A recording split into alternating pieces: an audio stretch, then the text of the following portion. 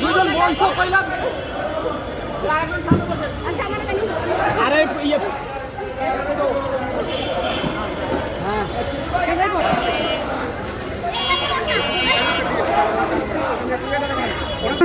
জবাব চাই, জবাব চাই। আমার বোন আহত কেন? শ্রমিকের উপর হামলা কেন?